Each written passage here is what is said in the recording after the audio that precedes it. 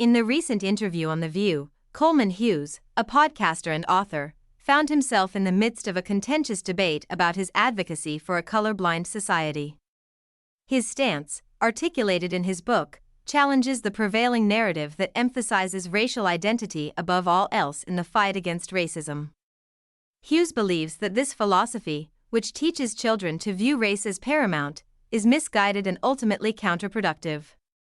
Instead, he argues for a society where individuals are judged based on the content of their character rather than the color of their skin. Hughes's perspective stands in contrast to the prevailing trend in education and social discourse, where concepts like woke kindergarten in San Francisco have gained traction.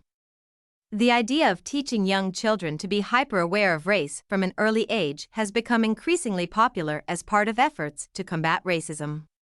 However, Hughes contends that this approach fosters division and perpetuates a race-centric worldview that ultimately undermines the goal of achieving true equality.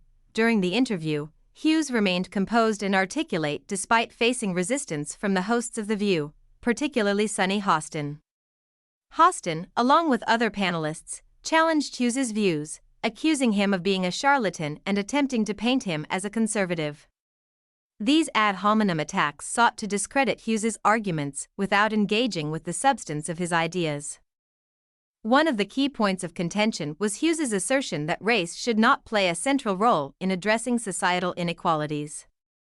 Instead, he advocates for focusing on socioeconomic factors, arguing that addressing poverty and class disparities will disproportionately benefit marginalized communities, including Black and Hispanic individuals.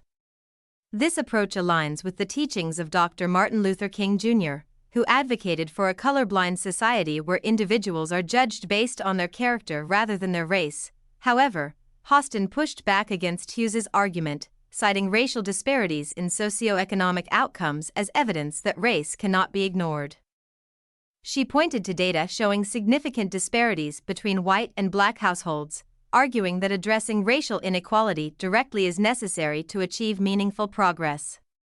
Hostin's perspective reflects the prevailing belief among many activists and scholars that race-conscious policies are essential for addressing historical injustices and systemic racism.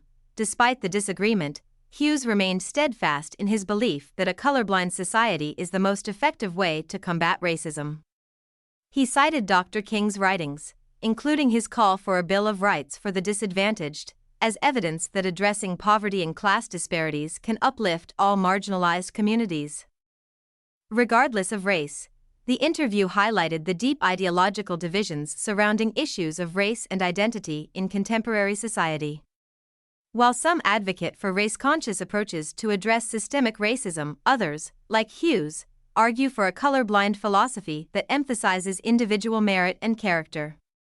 These differing perspectives reflect broader debates about the role of race in society and the most effective strategies for achieving equality and justice for all. As the debate continues, Hughes's message of colorblindness continues to provoke critical discussion and challenge prevailing narratives about race and identity. While his views may be controversial to some, they represent an important contribution to ongoing conversations about racism and social justice in America.